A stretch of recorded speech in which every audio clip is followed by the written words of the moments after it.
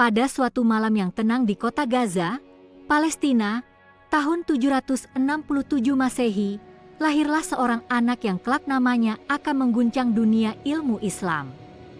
Ia adalah Muhammad bin Idris Asy-Syafi'i, atau yang lebih dikenal sebagai Imam Syafi'i. Lahir dari keluarga miskin, ayahnya wafat saat ia masih bayi. Ibunya, seorang wanita tangguh dan salehah, membawa anaknya ke Mekah untuk menimba ilmu sejak usia dini. Kecerdasan Imam Syafi'i sudah terlihat sejak kecil. Di usia 7 tahun, ia telah menghafal Al-Quran. Pada usia 10 tahun, ia menghafal kitab Al-Muwatta, karya Imam Malik hanya dengan mendengarkannya. Ia tidak memiliki uang untuk membeli buku, jadi ia menulis ulang semua pelajaran di tulang belulang dan kulit-kulit hewan. Ketekunan dan rasa haus akan ilmu membawanya ke Madinah, tempat tinggal Imam Malik. Namun, pertemuan mereka tak langsung terjadi. Imam Malik awalnya enggan mengajarkan ilmunya kepada orang asing. Namun setelah mendengar bacaan Al-Muwatta dari Syafi'i yang sempurna tanpa salah sedikit pun, Imam Malik akhirnya berkata, "Wahai anakku, sungguh Allah telah menerangi hatimu. Kelak engkau akan menjadi orang besar." Syafi'i muda menghabiskan bertahun-tahun di bawah bimbingan para ulama besar. Ia tidak hanya belajar fikih, tetapi juga sastra Arab, sejarah, bahkan ilmu logika. Kemampuannya dalam menggabungkan dalil-dalil Al-Quran dan hadits dengan logika hukum membuatnya semakin bersinar di kalangan ulama. Perjalanan ilmunya tidak berhenti di Madinah. Ia menjelajahi berbagai kota besar seperti Baghdad dan Mesir. Di Baghdad, ia bertemu dengan murid-murid Imam Abu Hanifah. Di sana, ia mulai menyusun dasar-dasar ushul fikih, ilmu tentang bagaimana hukum Islam ditetapkan. Inilah yang membuatnya dijuluki sebagai Bapak Ushul Fikih. Imam Syafi'i adalah sosok yang sangat tawadhu.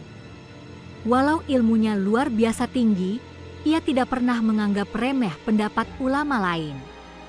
Bahkan terhadap para pengikut Imam Abu Hanifah, ia berkata, mereka adalah orang-orang cerdas.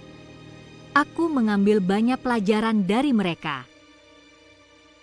Namun hidup Imam Syafi'i tak selalu mulus. Ia sempat difitnah dan dipenjara oleh penguasa karena dianggap menyebarkan ajaran baru. Tapi di dalam penjara, ia tetap mengajar, menulis, dan beribadah. Ilmu itu cahaya, dan cahaya Allah tak akan pernah padam, begitu katanya. Salah satu warisan terbesar Imam Syafi'i adalah metode istinbat atau penarikan hukum dari sumber-sumber syariat. Ia menyusun sebuah sistematika dalam kitabnya Ar-Risalah yang hingga kini menjadi rujukan utama dalam ushul fikih di seluruh dunia. Di Mesir, ia mengembangkan mazhabnya lebih jauh. Ia menyempurnakan pendapat-pendapat sebelumnya dan bahkan merevisi beberapa pendapat yang ia buat ketika berada di Irak. Inilah mengapa dalam fikih Syafi'i dikenal dua versi, qaul qadim, pendapat lama, dan qaul jadid, pendapat baru. Imam Syafi'i juga dikenal karena kelembutan dan adabnya. Ia pernah berdebat sengit dengan Imam Ahmad bin Hanbal. Namun setelahnya, ia tetap mengirim hadiah dan berkata, "Perselisihan kita dalam ilmu, bukan dalam kasih sayang."